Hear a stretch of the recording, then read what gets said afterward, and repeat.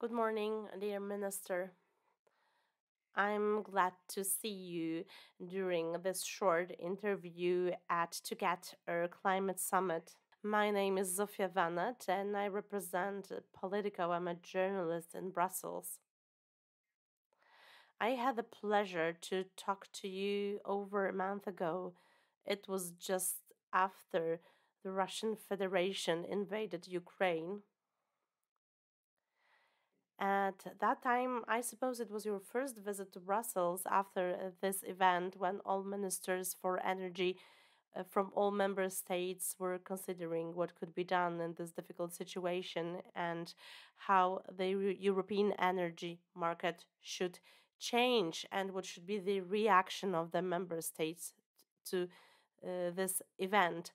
And you suggested something really strong, which seemed really strong at that time, to diversify and de-Russify the the European energy market, and that was the main message. And a lot has changed since that time, and I would like to talk about this today after a month when member states already took some steps. I don't know whether in your opinion these steps are enough. Embargo on the Russian coal and expected embargo on Russian oil and maybe gas. So, in this context and from the European perspective, is it enough what happened during last month, or should we take another step? Yes, indeed. Last time when we were talking about the current events, the Russification was mentioned for the first time ever. We've been considering what can be the impact of this war on the European countries. Since at that time, almost every day brings a new message, and the European energy policy is the one which is the most affected by the war.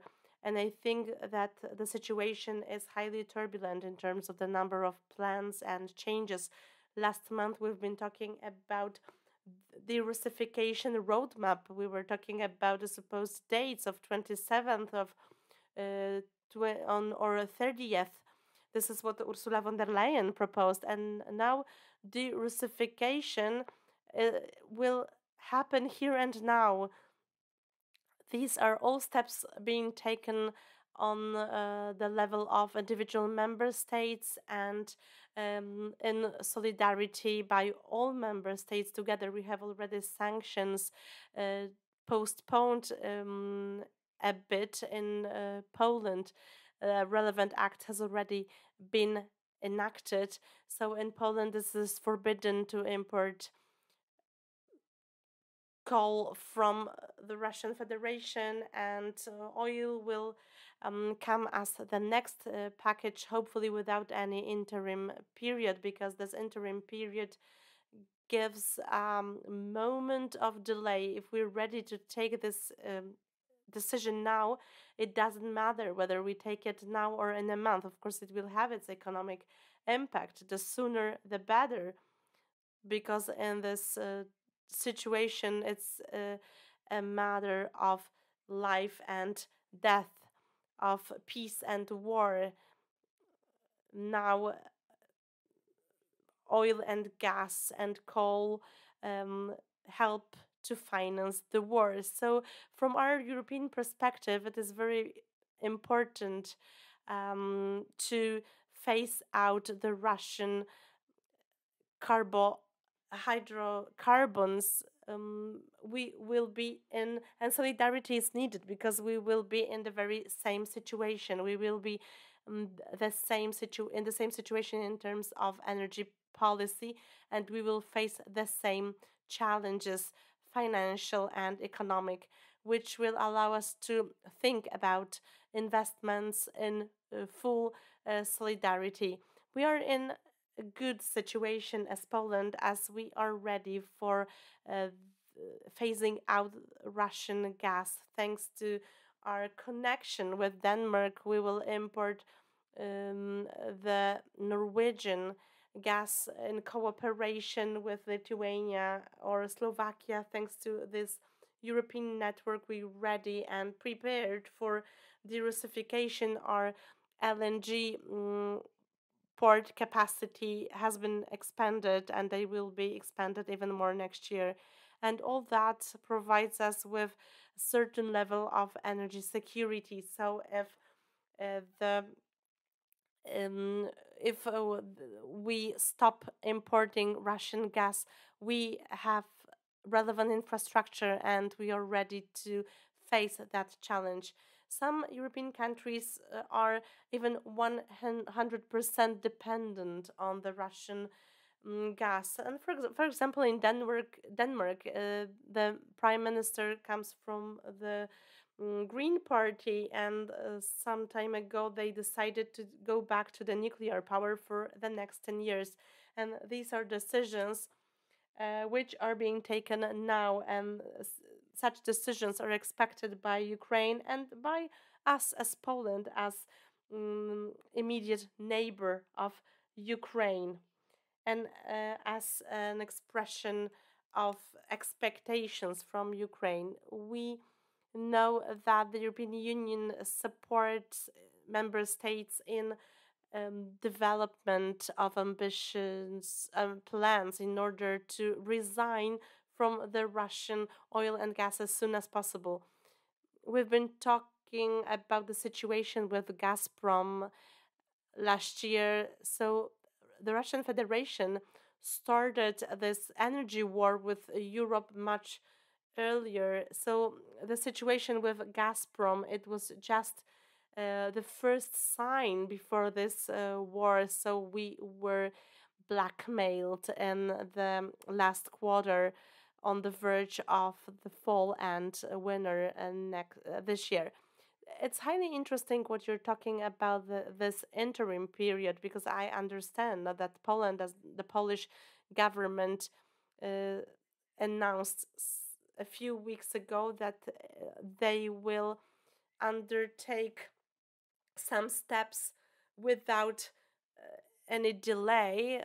So we are just resigning from the Russian coal, but it still remains to be decided about the Russian oil and gas. I can remember that, and I'm aware that some countries have provided for some interim period. There was also a matter of taxes that was supposed to be adopted in the Polish Sejm. It was also about LPG, and um, Prime Minister didn't decide to phase out the supplies of LPG in such a under such a fast track procedure. But if the European Union decide now, not in 4 months or after the interim period, but starting from tomorrow, to phase out the Russian oil and gas, would Poland support such action? Because your actions taken during the last few weeks show that this interim period is needed. Yes, we're talking about member states. So coal is a marginal energy supply. Oil and gas are strategic, and here we need solidarity to secure and to ensure fair price fluctuation. Of course, we encourage other member states to impose the embargo as soon as possible, and the best solution would be to impose this embargo starting from day one of this war. We show our solidarity. We have ready infrastructure. We are willing and able to support other European member states, and also Ukraine uh, would become independent from the Russian uh, fuels. That would be a great step to accelerate the energy transition and towards decarbonization. Of course, this step would be forced by some external force. However, that would encourage us to some to face that challenge, because of this lack of oil and gas would be our shared challenge. If we resign one by one, as we declare, these are challenges faced by individual countries. So, this energy policy is not a common thing for all member states. This is just a reaction to crisis. We are happy that Nord Stream 2 is a thing of the past now. Hopefully, Nord Stream 1 will also become a thing of the past, and that this tool of blackmail will disappear from the energy policy, not only in Germany, but in the entire European Union. So we are able to impose such sanctions. While imposing sanctions on coal, we also encouraged to show solidarity. It is the safest to secure all external borders, because we have no internal borders in the European Union. In case of the transport of fuels, it is very difficult to stop this transport, because we have no borders and free transport of goods. So, we need to stop such transports on the external borders of the European Union. We've been waiting for these sanctions for too long. There were some suggestions to resign from fuels from Russia sooner, but still we feel and we can observe that the European member states are getting more and more willing to resign from them as well. So we can see that in this package, oil and gas are included, and we're waiting to and waiting and looking forward to the next European Council meeting, because that would be the best solution. So once again, I appeal for solidarity to other member states. When talking to your colleagues and your counterparts from other European countries, do you feel that they change their approach? And the most important, do you feel that the German government will be able to change their stance in terms of how and when these sanctions should be imposed? I'm comparing the first statements presented by the ministers of European member states.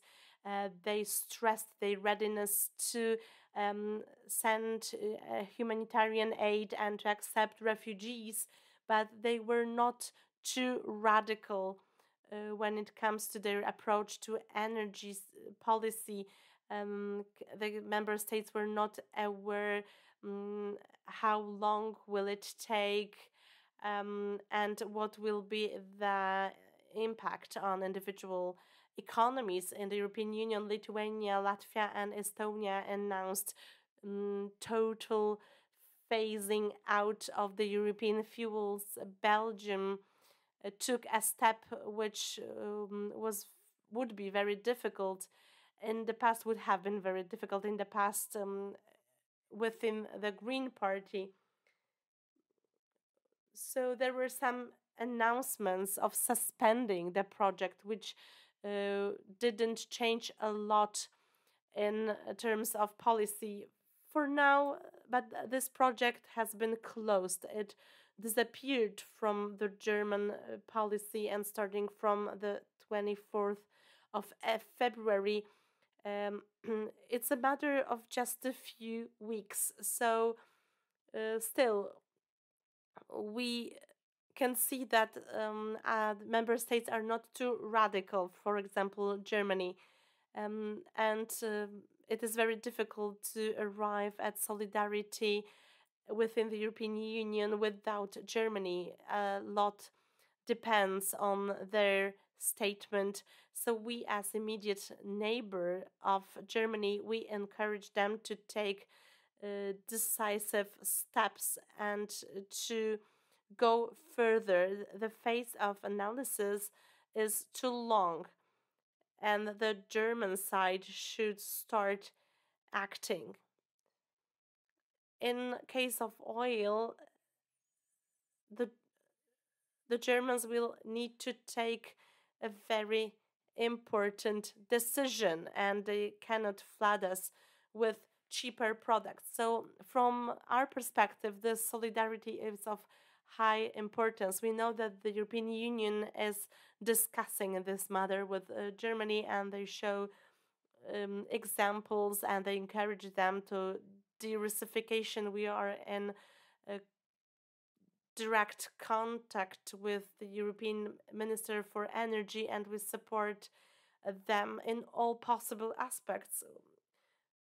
One important thing that happened as a gesture of solidarity in Europe, it was a full synchronization of Ukraine with the European system. Synchronization, which is very difficult usually at the time of peace, because it's always very difficult to switch to a totally different systems which was founded on totally different assumptions. And this transition happened during the war when the system was highly unpredictable. The transmission infrastructure was bombarded day after day, and it was very difficult to predict such synchronization. But Ukraine succeeded in this synchronization with the European member states.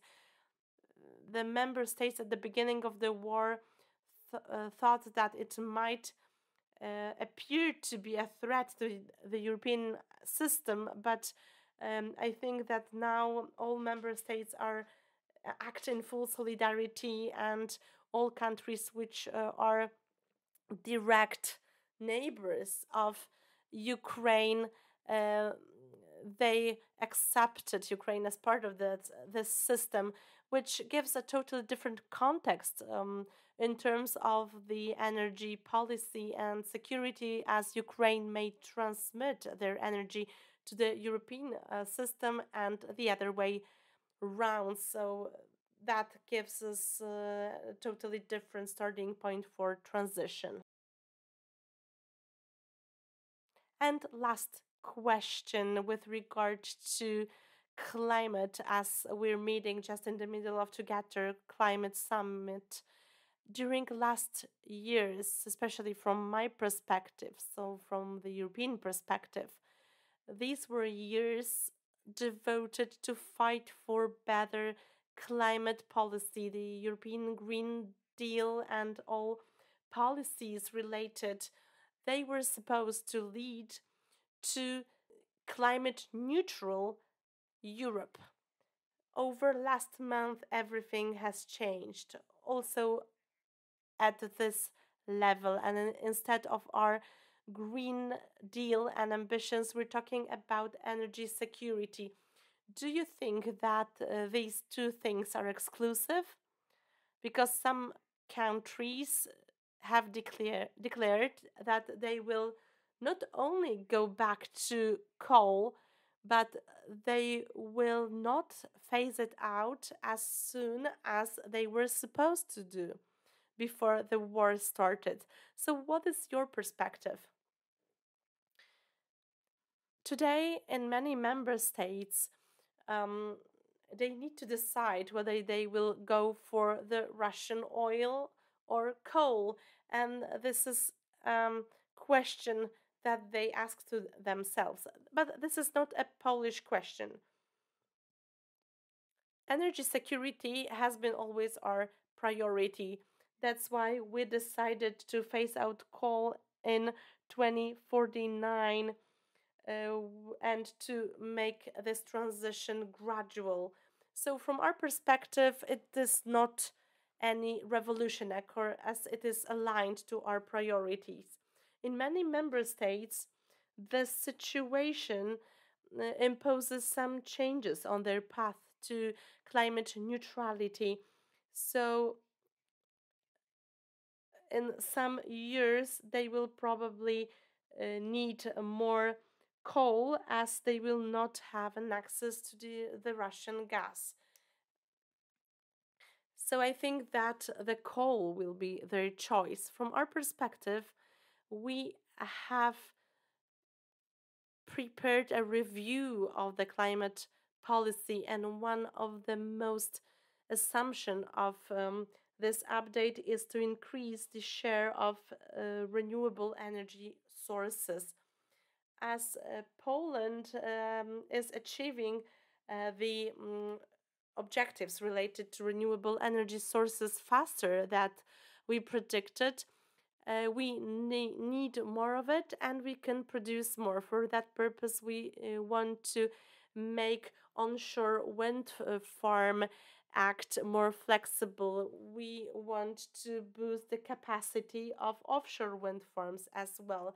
All investments are being completed according to our schedule, and we expect the first offshore wind farms to be commissioned in 2026.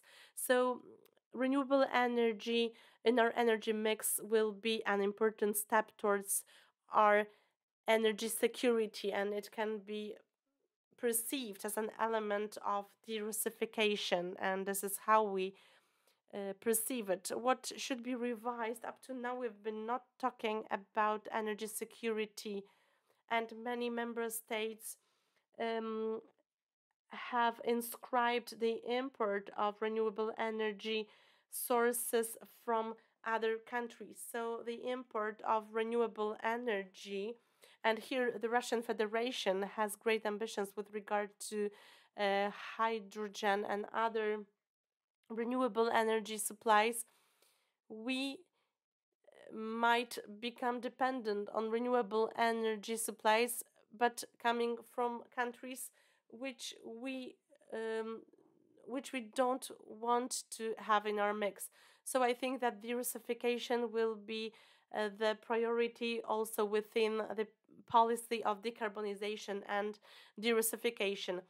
A great challenge which is faced by Poland, this is ETS system. So if I consider what might threaten our energy transition, this is the price of within the ETS scheme. We want our companies to invest in onshore and offshore wind farms and PV panels, and not to invest too much in ETS prices. Today, this price is about almost 90 euros. So I think that many companies planning ambitions transformation this year, they will need to revise their budgets and spend more on the purchase of ETS from more transformed and more advanced countries, and countries in a better geological or climate position. So we're not changing our stance. We're not changing our opinion when it comes to the ETS reform. We were happy to hear about this proposition to exclude the financial institutions, that should be supplemented with a good control mechanism to control the maximum price to prevent it from such violent fluctuation overnight. We would be on a safe side only then. Great, thank you very much. I think we have run out of time, so thank you very much for this interview. Hopefully, we will meet soon in a month, and we will see where we are in a few weeks after another European Council meeting. So, thank you very much, and have a nice Congress. Bye bye.